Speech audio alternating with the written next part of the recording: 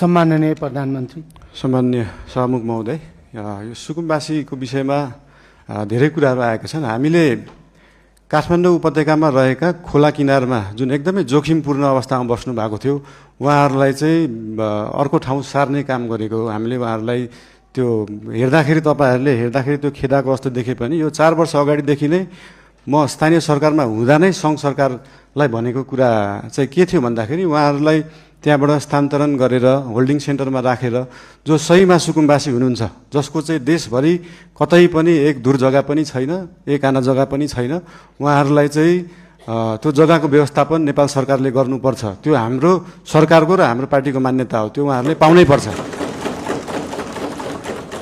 तर काठमाडौँ उपत्यकामा बसेकालाई किन एकदम प्रायोरिटी दिएर हटाइयो भन्दाखेरि विगतका धेरै वर्षहरूमा बाढी आउँदाखेरि उहाँहरूको घर डुबानमा पर्ने र उहाँहरूको स्वास्थ्य अवस्था पनि एकदमै नाजुक थियो। उहाँहरूको सेनिटरी अवस्था, उहाँहरूको त्यो वासरुम टोइलेटको व्यवस्था त्यसको निकासा सिधै खोलामा थियो र उहाँहरूबाटै निस्किएको त्यो फोहोरको दुर्गन्धले फेरि उहाँहरू नै बिरामी परिराख्नु भएको थियो। त्यसले गर्दाखेरि उहाँहरू बिरामी पनि परिराख्नु भएको थियो, खोला फोहोर पनि भइरहेको थियो र त्योभन्दा सबैभन्दा ठुलो कुरा चाहिँ उहाँहरूको ज्यान जोखिममा थियो। उहाँहरूको ज्यान जोखिमबाट जोगाउने काम गरेको हो नेपाल सरकारले। र जहाँसम्म उहाँहरूलाई जग्गा व्यवस्थापन गर्ने कुरा छ त्यसको निम्ति भूमि सम्बन्धी हाम्रो समिति पनि बनिसकेको छ। हाम्रो मन्त्रालयले काम गरिरहेको छ, 2-3 मन्त्रालयले यो विषयमा काम गरिरहेको छ। अस्ति अर्थमन्त्रीज्यूले पनि यही आर्थिक वर्षभित्र हामी यो गर्छौँ भन्नुभएको छ। यसको लागि जति समय लाग्छ त्यति समय लाग्छ, हतार गरेर हुँदैन। यो चिजलाई चाहिँ जति समय लाग्छ, 35 वर्षमा नभएको चिज 35 मिनटमै नखोजौँ, त्यसलाई अलिअलि केही समय लाग्छ।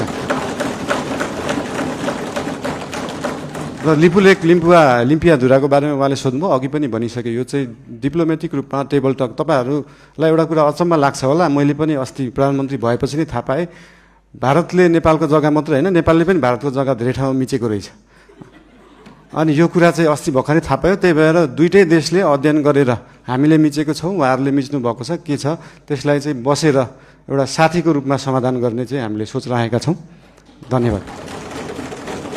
सहकारीको विषयमा पनि सोध्नु भएको थियो। सहकारीको विषयमा पनि अहिले एउटा कोष खडा गरेको छ र बाहिर न्युजमा आए जस्तो नेपाल सरकारको पैसा गएको मात्रै जस्तो देखिन्छ। हामीले सहकारीबाट उठाएको पनि पैसा छ। अस्ति लास्ट विकको रिपोर्ट हेर्दाखेरि 3 करोड जस्तो सहकारीबाट उठाइएको थियो, 50-60 लाख जस्तो दिएको थियो। यसको मतलब सरकारको पैसा गइरहेको होइन, हामीले सहकारीहरूबाट उठाएरै उहाँहरू पीडितहरूलाई पैसा बाँड्ने हो। त्यसमा कुनै पनि कन्फ्युजन नराख्न अनुरोध गर्न चाहन्छु। धन्यवाद।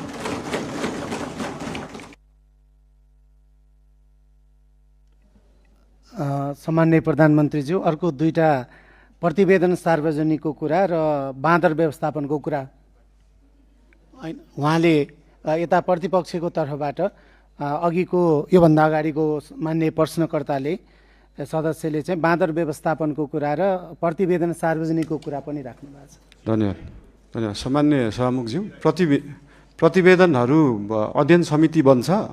जस्तै मिडियामा आइसक्यो, तर त्यो मानव अधिकार आएको प्रतिवेदन पनि प्रधानमन्त्री कार्यालयमा अफिसियली बुझाइएको छैन। त्यो 29 पेजको केही खण्ड आए तापनि त्यो 10,000 पेजको छ भन्ने सुन्नमा आएको छ। त्यो प्रतिवेदन हामी कहाँ नै अफिसियली रूपमा आइसकेका छैनन्। अनि त्यो प्रतिवेदन आएपछि हामी सार्वजनिक गर्छौँ नै। लगायत मैले अघि भने जस्तै देशभरि भएका विभिन्न घटना सम्बन्धी आयोगहरू बनेका थिए, आयोगका रिपोर्टहरू छन्। ती सबै रिपोर्ट अध्ययन समितिले अध्ययन गर्छ। उहाँहरूलाई अध्ययन गर्न जति समय लाग्छ त्यति समय चाहिँ लाग्छ। फेरि त्यो उहाँहरूलाई छिटो 2 दिनमै अध्ययन गरेर दिनु भन्न सकिने अवस्था छैन। त्यही भएर यो अध्ययन गरेर आएको रिपोर्ट चाहिँ नेपाल सरकारले सार्वजनिक गर्नेछ। र बाँदरको विषयमा त अस्ति मान्य महावीर पुनज्यूले पनि भन्नुभएको थियो, एकदमै गाह्रो विषय हो, एकदम सजिलो छैन। यो भन्ने बित्तिकै तपाईँले विश्वमा जहाँ पनि हेर्दाखेरि बाँदरले बाली खाने रोकथाम गर्दा कि त त्यो खेतलाई चाहिँ वायरिङ गरेर घेरेर राखिन्छ, त्यो एकदमै खर्चिलो हुन्छ, कि त जङ्गललाई नै वायरिङ गरेर राखिन्छ। त्यो मानव बस्ती र जङ्गली जनावरलाई चाहिँ छुट्याएर राखिने चलन छ। यस सम्बन्धी अध्ययन गर्न समिति पनि बनेको छ, अध्ययन भइरहेको छ। यो एकदमै पेचिलो विषय भएको भएर तुरुन्तै गर्न नसकिने चिज भएर यसलाई चाहिँ हामीले देश विदेश विभिन्न देशहरूमा कुन उपाय लागिएका छन्, हामी हत्या हिंसामा नजाउँ भन्ने सोच भएको भएर त्योभन्दा अल्टरनेटिभ उपाय के हुनसक्छ त्यो सोच्दैछ। अहिले समिति गठन भएको छ। त्यसको अध्ययन रिपोर्ट आइसकेपछि त्यो रिपोर्ट अनुसार सरकारले काम गर्नेछ। धन्यवाद।